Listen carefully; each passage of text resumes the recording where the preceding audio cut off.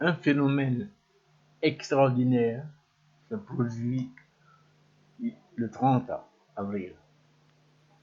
Pour la première fois, les Noirs du monde entier ont vibré à l'unisson. Il y a une chose à dire en fait. Le président du Faso, Ibé, il faut le dire, il est le symbole de l'unité des hommes noirs. Autant le président du Faso est l'unité des hommes noirs, autant, ça il faut le dire, les pays, les dictateurs gourmands, qui sont le Mali, le Burkina Faso et le Niger, sont les pays libérateurs de l'Afrique. Ça, il faut voir ça comme ça. Parce que, il faut le dire quand même, malgré que ces trois pays soient encore dans le CFA, ils ont récupéré, ces pays ont récupéré, il faut le dire, le mécanisme de fonctionnement des comptes d'opération. Les devises, il faut le dire, rentrent directement dans le compte des États de l'AES. Il n'y a plus de structures financières extérieures, comme par exemple, il faut dire, la Banque de France. Et ce qu'il faut dire également, c'est que la bataille pour restaurer la dignité de l'homme noir a commencé à travers les manifestations gigantesques qui ont eu lieu dans toute l'Afrique,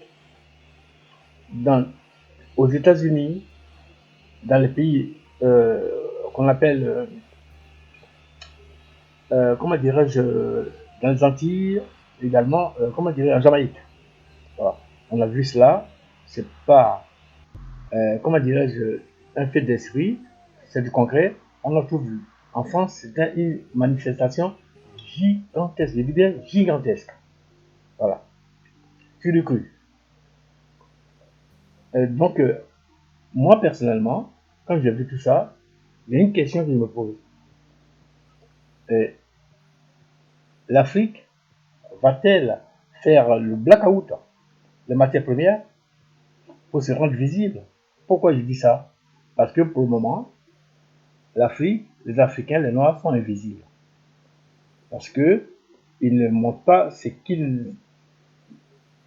peut les permettre, bien sûr, hein, de se faire valoir. Alors donc, en faisant le blackout sur les matières premières, c'est-à-dire quoi? C'est-à-dire que en ne livrant aucune matière première aux Occidentaux, pour les mettre en difficulté, on pourrait se faire connaître et donc exister. Bon. Et donc c'est ça. Moi j'appelle ça en fait le grand reset. C'est-à-dire il faut tout mettre à plat. Dès le départ tout de suite. Et puis bon, et ensuite on se respecte et on commence. Voilà. Donc c'est ça en fait. Ce que j'avais à dire vraiment, parce que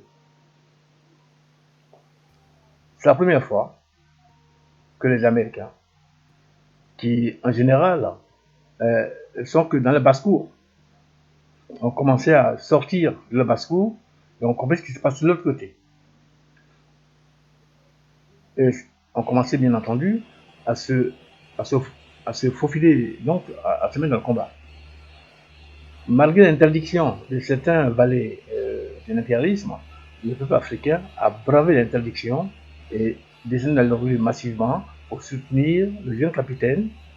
Il faut dire une chose, il y a un discours franc, direct, net. Parce que, comme je l'ai dit précédemment, c'est pas une personne qui parle. C'est-à-dire, il dit, il fait. C'est ce qu'on aurait voulu que nos leaders précédents fassent. Mais bon, ça sera en son temps. Et le jeune est en train de montrer la voie au peuple noir. Il est en train de faire la fierté du peuple noir, du peuple africain. Voilà. Et donc, c'est vraiment extraordinaire. des fois, on veut faire une analyse exhaustive de la situation, mais on ne peut pas parce qu'on préfère rester dans le concret. Voilà. Le concret, c'est quoi? C'est, comment dirais-je, il montre le chemin à suivre, hein, qui va permettre certainement aux Africains de d'avancer rapidement. Alors donc, il faut, pour continuer, dire une chose avant que j'arrête, ce que je suis en train de dire. L'AES, hein, c'est ce que je pense moi, c'est la nouvelle structure qui va mettre fin à l'hégémonie occidentale. Nous attendons des décisions fermes de la part des Africains, sinon des dirigeants africains, hein, dans un refus, hein, de vendre la matière première à l'Occident. Parce que nous avons été trop invisibles. Il est maintenant temps que les ancêtres existent. Et donc, pour finir, hein, un grand merci aux responsables de l'AES et particulièrement au capitaine Ibrahim Traoré pour avoir fait l'unanimité sur son nom dans le combat pour l'émancipation de l'Afrique, finalement, des pays africains. Voilà. Nous le remercions grandement. Merci beaucoup à lui. Donc, le prochain poste que je ferai, ce sera certainement sur